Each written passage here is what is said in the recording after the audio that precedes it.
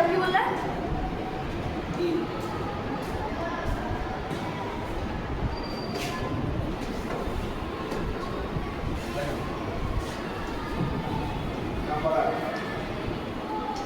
কি বলেছে করিম চাচার আয়তক্ষেত্রাকার একটি জমির দৈর্ঘ্য প্রস্থের দিক এই জমির ক্ষেত্রফল 578 বর্গমিটার। আর করিম চাচার জমির দৈর্ঘ্য প্রস্থ ও পরিসীমান কত হিসাব করে দেখি তাহলে কি বলেছে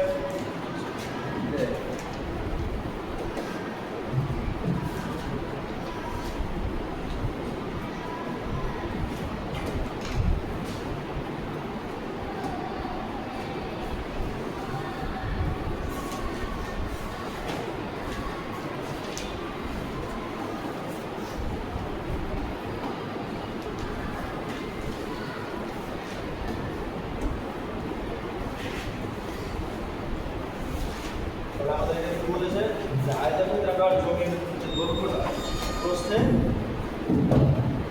হচ্ছে দ্বিগুণ। তাহলে সেটা আমরা লিখি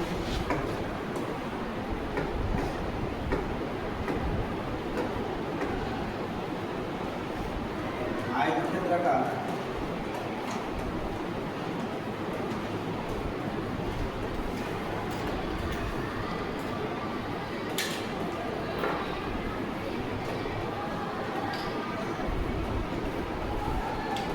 জমির দৈর্ঘ্য কথা বলেছে 2 গুণিত প্রস্থ। এবারে এই আয়তক্ষেত্রাকার জমির ক্ষেত্রফল বলে দেওয়া আছে কত বলে দেওয়া আছে 578 বর্গ মিটার।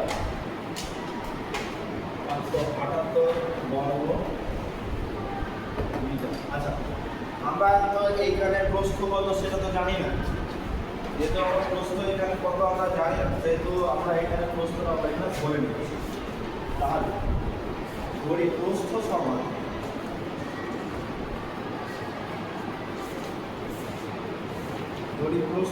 কত x, তাহলে দৈর্ঘ্য কত, দৈর্ঘ্য হচ্ছে 2 গুণিত প্রস্থ, 2 গুণিত প্রস্থ, তাহলে 2 গুণিত প্রস্থ মানে হচ্ছে 2 গুণিত x সমান 2x। এবারে আমাদের এখানে কি বের করতে হবে, আমাদেরকে এখানে বের করতে হবে ক্ষেত্রফল। আমাদের এখানে বের করতে হবে, তাহলে আমাদেরকে এই আয়তক্ষেত্রাকার জন্য ক্ষেত্রফলটা বের করতে হবে। মানে আয়তক্ষেত্রাকার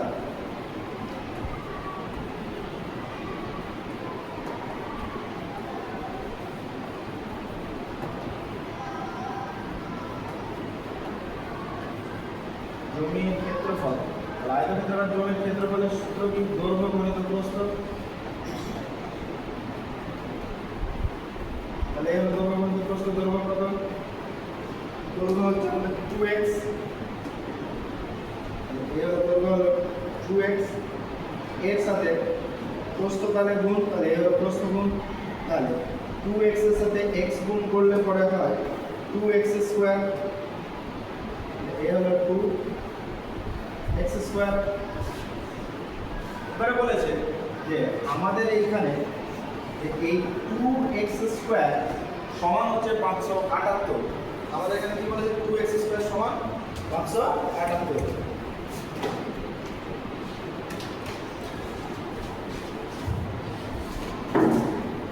2x স্কয়ার সমান হচ্ছে 578। তাহলে আমরা এখানে লিখি শর্তানুসারে আমরা যে ক্ষেত্রফলটা বের করেছি সেই ক্ষেত্রফলটা আমাদের এখানে বলে দেওয়া ছিল, সেজন্য লিখলাম শর্তানুসারে 2x স্কয়ার সমান হচ্ছে 578। আচ্ছা এই দুইটাই 578 এর সাথে তাহলে আমাদের হয়ে আছে গুণ। আর সেই গুণটা যদি আমাদের ওই পাশে যায় তাহলে সেটা হয়ে গেল আমাদের ভাগ। তাহলে x স্কয়ার সমান হচ্ছে 578 বাই 2। তাহলে এখানে আমি এটাকে যদি ভাঙি তাহলে হচ্ছে 289। এবারে এইদিকে বলেছে x সমান, তাহলে কত আমরা বের করব, স্কয়ার তুললে পরে উভয় দিকে আমাদের বর্গমূল করতে হবে। স্কয়ার তুললে, তাহলে স্কয়ার তুললে পরে বর্গমূল হয়, তাহলে এই হলো √2 আর 9 সমান কত হচ্ছে 17। হচ্ছে 17। তাহলে আমাদের ওই আয়তক্ষেত্রকার জমির দৈর্ঘ্য কত? 17। এই প্রস্থ কত? প্রস্থ হলো 17। আয়তাকার জমির দৈর্ঘ্য সমান হচ্ছে 2 গণিত প্রস্থ, মানে হলো 2 গণিত 17 সমান পেলাম 34 মিটার। আমরা একটা পেয়ে গেছি। এবারে সেই আয়তক্ষেত্রাকার জমির প্রস্থ এটা তো আমরা বের করলাম, কত বের করলাম? 17। আমাদের এখন বের করতে বলেছে যে আয়তক্ষেত্রাকার জমির পরিসীমা বলেছে। তাহলে আয়তক্ষেত্রাকার জমির পরিসীমা সমান 2 গণিত দৈর্ঘ্য যোগ প্রস্থ। আমি দৈর্ঘ্যটাকে সম্পূর্ণ কথা লিখে আমরা 2000 লিখে দিলাম। তাহলে হলো 2 গণিত দৈর্ঘ্য কত পেয়েছি? দৈর্ঘ্য পেয়েছি 34, প্রস্থ পেয়েছি 17 মিটার সমান 2 গণিত 51 সমান 102 মিটার।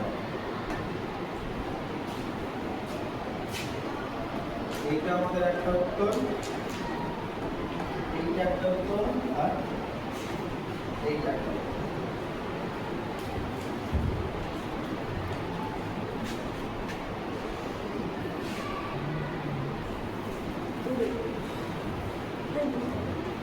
পরের অঙ্কে কি বলেছে যে একটা আয়তক্ষেত্রাকার অভিনয় মঞ্চের দৈর্ঘ্য প্রস্থের দ্বিগুণ।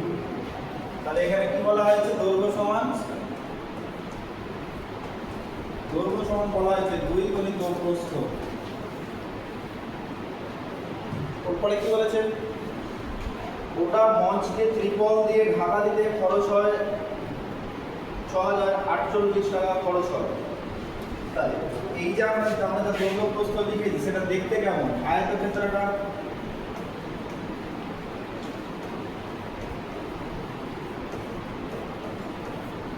আয়তক্ষেত্রাকার। এবারে এইখানে বলেছে যে যেই মঞ্চটার কথা আমাদেরকে বলা হচ্ছে সেই মঞ্চটি ঢাকতে খরচ হয়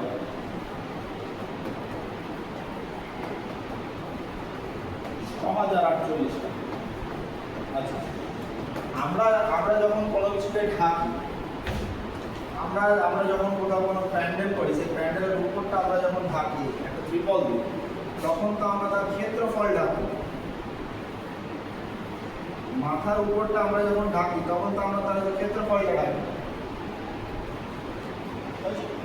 এবারে এখানে আমাদের কি বলেছে যে প্রতি বর্গ মিটার ত্রিপলের দাম 21 টাকা। তাহলে মোট ত্রিপলটা দিয়ে ঢাকতে কত খরচ হয়েছে? 6048 টাকা। আর প্রতি বর্গ মিটার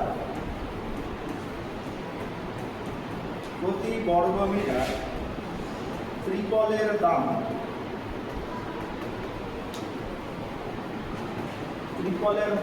21 টাকা। প্রতি বর্গ মিটার ত্রিপলের দাম কত? 21 টাকা। আর আমরা যখন ঢাকি তখন তো আমাদের ক্ষেত্রফল তো ঢাকি। তাহলে এখানে প্রতি বর্গ মিটারের দাম বলেছে আর এখানে মোট দাম। তাহলে আমরা মোট দামটা আমরা কি করে পাই? যে ক্ষেত্রফল কতটা হয়েছে, ক্ষেত্রফলের সাথে প্রতি বর্গ মিটারের দাম আমরা গুণ করে দিই। আমরা প্রতি বর্গ মিটারের দামটা আমরা গুণ করি, তাহলে পরে আমরা মোট দামটা আমরা পাই। তাহলে এইখানে আমাদের ক্ষেত্রফল আমরা জানি না, প্রতি বর্গ মিটারের দাম বলে দেওয়া আছে 21 টাকা, যার ফলে মোট খরচ হয়েছে 6048। এটা আমাদের এখানে এখনো পর্যন্ত আপাতত বলা আছে। তাহলে এইখান থেকে আমরা ক্ষেত্রফলটা বের করতে পারবো। তাহলে ক্ষেত্রফল এইখানে আমরা যদি বের করি তাহলে সোজা হিসাব এটা দিয়ে তাহলে আমরা ভাগ করব। তাহলে 6048কে আমরা এগুলো দিয়ে ভাগ করলে পরে আমরা কি পেয়ে যাব? ক্ষেত্রফল। তাহলে আমরা এখন আপাতত ক্ষেত্রফল তাহলে বের করি।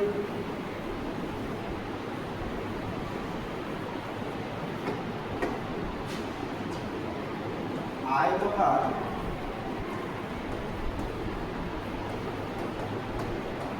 মঞ্চের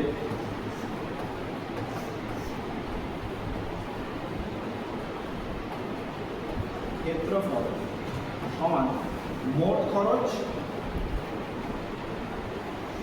নিচে প্রতি বর্গ মিটারে খরচ। তাহলে এইটা আমরা পেয়ে গেলাম বর্গ মিটার। তাহলে 6048কে আমরা 21 দিয়ে ভাগ করি। 6048কে আমরা যদি 21 দিয়ে ভাগ করি তাহলে ভাগ করবো 21 দিয়ে 42 পেলাম কত 18 182 কত দিয়ে দেবো আমরা 7 দিয়ে 8 দিয়ে যাবে 8 দিয়ে 16 মানে 8 দিয়ে চলে যাবে 9 দিয়ে বেশি হয়ে যাবে 8 দিয়ে 8 1 8 8 2 16 এইখানে তার আমাদের নাম হচ্ছে 6 এখানে 1 আর এখানে 8 আবার 8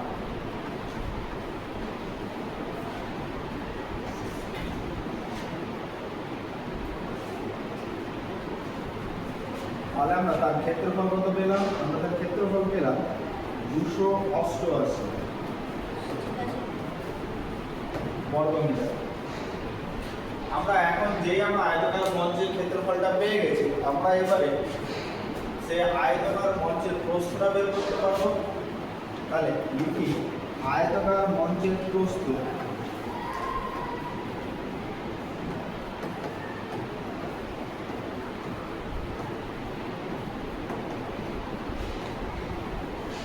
আয়তাকার মঞ্চের প্রস্থ। আয়তাকার মঞ্চের প্রস্থ তাহলে কি হবে?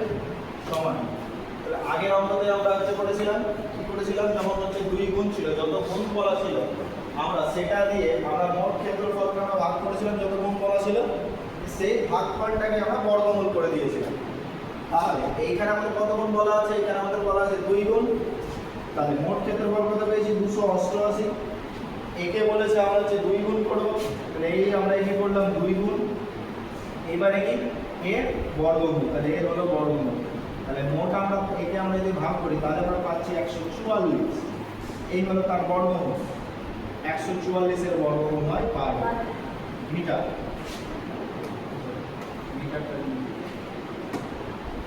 মিটার। এখন আমরা আয়তাকার মঞ্চের প্রস্থ পেয়ে গেছি। তাহলে অতএব আয়তাকার মঞ্চের দৈর্ঘ্য, আয়তাকার মঞ্চের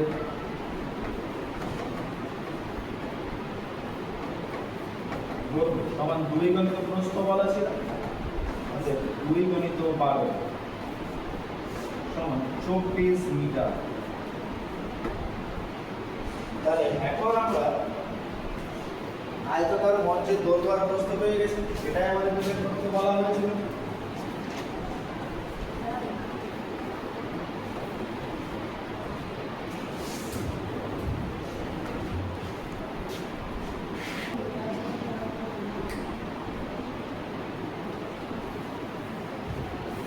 পরের অঙ্ক আমরা দেখুন, কি বলেছে? 30 মিটার হচ্ছে দীর্ঘ একটা জমি চাষ করতে। তাহলে এই একটা জমি আছে যার দৈর্ঘ্য বলে দেওয়া আছে 30 মিটার। এই জমিটা চাষ করতে 150 টাকা খরচ হয়েছে। আচ্ছা, আমরা যখন কোনো জমি চাষ করছি তার মানে আমরা তার যে ক্ষেত্রফলটা ব্যবহার করছি, এরকম ক্ষেত্রফলটা আমরা তার কাছে ব্যবহার করছি। এখন এই জমিটা তাহলে আমাদের ক্ষেত্রফল বের করতে হবে। এই জমির আমাদের দৈর্ঘ্য বলে দেওয়া আছে। তাহলে জমির দৈর্ঘ্য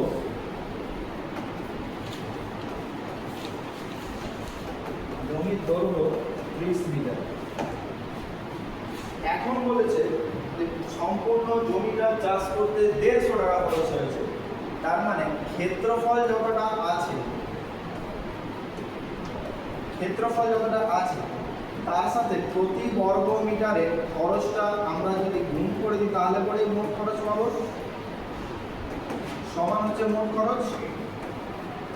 এখন আমাদেরকে বলা হয়েছে এইখানে যে ক্ষেত্রফল যা আছে ক্ষেত্রফলটা আমি শুধুমাত্র ক্ষয় অনুসারে এখানে লিখি। এর সাথে প্রতি বর্গ মিটার খরচটা বলে দেওয়া আছে। এই আমাদের খরচটা বলে দেওয়া আছে।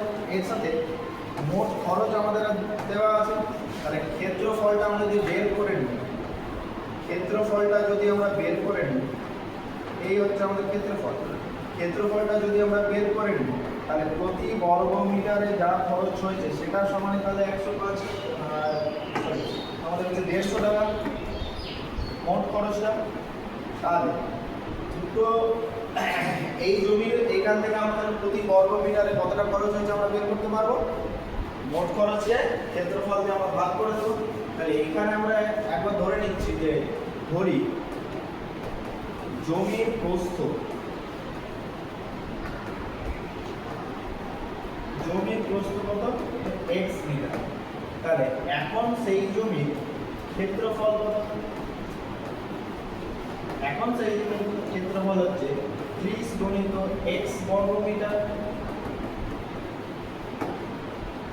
ঠিক ওর পরের লাইনে বলেছে যে জমিটির প্রস্থ যদি 5 মিটার কম হতো, মানে এটা এখন আছে x, হয়ে যাচ্ছে x মাইনাস 5, আছে x হয়ে যাচ্ছে x মাইনাস 5। তাহলে সেটাই আমরা এখানে এখন লিখব যে 5 মিটার প্রস্থ কম হলে জমিটির প্রস্থ হয়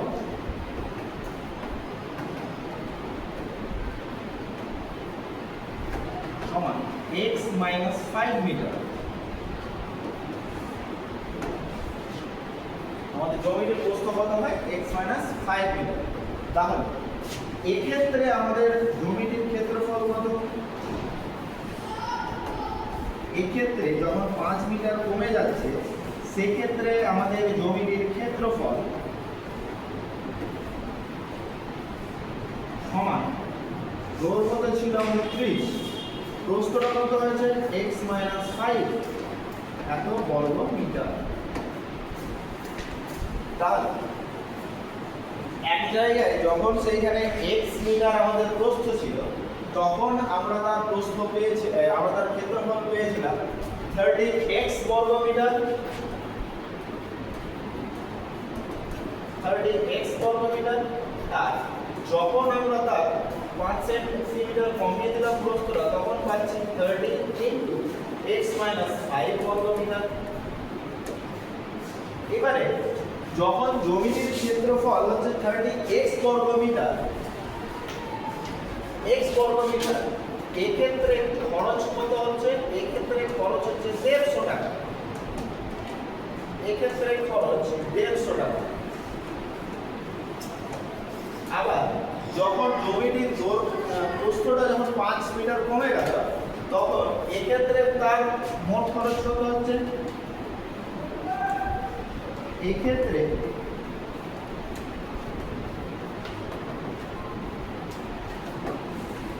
জমিটির খরচ কত হচ্ছে 120 টাকা, এক্ষেত্রে জমিটির খরচ হচ্ছে 120 টাকা। কিন্তু এইখানে একটা জিনিস আমরা জানি তো যে দুই ক্ষেত্রে জমির প্রতি বর্গ মিটারে যেটা খরচ হচ্ছে সেটা সবসময় এক ফিক্সড স্থায়ীভাবে আছে। তাহলে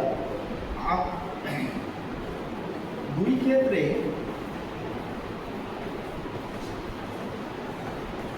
জমিটির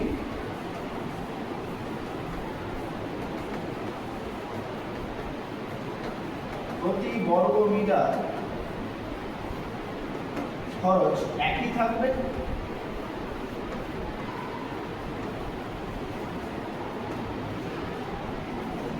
দুই ক্ষেত্রে তাহলে জমিটির প্রতি বর্গ মিটার খরচ একই থাকবে। যখন আমাদের 30x হচ্ছে ক্ষেত্রফল আর আমাদের মোট খরচ হচ্ছে 150 টাকা, যখন আমাদের ক্ষেত্রফল হচ্ছে 30 × x - 5 আর মোট খরচ হচ্ছে 120 টাকা, দুই ক্ষেত্রে আমাদের তাহলে প্রতি বর্গ মিটারের খরচটা এক থাকবে।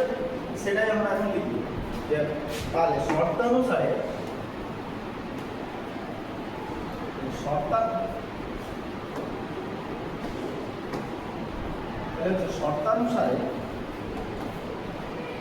প্রতি বর্গ মিটার খরচ এক, প্রতি বর্গ মিটারের খরচটা আমরা কি করে বের করেছিলাম যে মোট খরচকে আমরা ক্ষেত্রফল দিয়ে তাহলে আমাদের ভাগ করতে হবে, এটা দিয়ে মোট খরচকে আমরা ক্ষেত্রফল দিয়ে ভাগ করতে পারি, প্রতি বর্গ মিটার খরচ পেয়ে যাবো। প্রথমটার ক্ষেত্রে মোট খরচ ছিল 150 টাকা, সেক্ষেত্রে তার ক্ষেত্রফল ছিল আমার 30x। আবার দ্বিতীয় ক্ষেত্রে আমাদের মোট খরচ হচ্ছিল 120 টাকা, সেক্ষেত্রে আমাদের খরচ হচ্ছিল আমাদের ক্ষেত্রফল ছিল 30 ইন্টু x মাইনাস 5। ঠিক আছে, এবারে আমরা তাহলে করি, আমরা x গুলোকে আমরা একদিকে নিয়ে আসি আর সংখ্যাগুলোকে আমরা ওই পাশে নিয়ে চলে যাই। তাহলে আবার আমাদের সেট ওই যে এর আগের দিন আমরা দেখছিলাম কোণাকুণি গুণ, এই কোণার সাথে এই কোণার গুণ, এই কোণার সাথে এই কোণার গুণ। তাহলে এটাকে যদি আমরা এই কোণায় গুণ করি তাহলে হচ্ছে 150 সাথে, আমরা এটাকে আমরা এখানে নিয়ে চলে যাচ্ছি, এটাকে আমরা এখানে নিয়ে চলে যাচ্ছি। এটা এইখানে আমাদের ভাগ হয়ে যাবে, মানে এটা এখানে গুণ হয়ে যাবে, উপরে কিছু নেই মানে 30 ইন্টু x মাইনাস 5, নিচে 30x ছিল, এখানে 30x সমান এইখানে আমাদের 120। এই 150টাকে আমরা এখানে নিচে নিয়ে চলে এলাম, তাহলে এইখানে হলো 150। এবারে আমরা তাহলে একটা কাটাকুটি আমরা দেখতে পাচ্ছি, এইখানে 30, এইখানে 30 আমাদের কাটলো, এইখানে 0, এইখানে 0 আমাদের কাটলো, তাহলে সমান আমরা পাচ্ছি যে x মাইনাস 5 বাই x সমান আমরা পাচ্ছি, এটা কেটে আমরা আরেকটু ছোট করে দিই, এটাকে আমরা হচ্ছে 3 দ্বারা কাটছি, 3 4 12, 3 5 15, তাহলে এইখানে আমরা পাচ্ছি 4/5।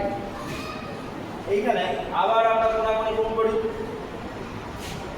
তাহলে এটা যেহেতু বড় সংখ্যা আছে আমরা বড় সংখ্যা গুণ আমরা আগে করছি, তাহলে 5 ইন্টু x মাইনাস 5 সমান 4x।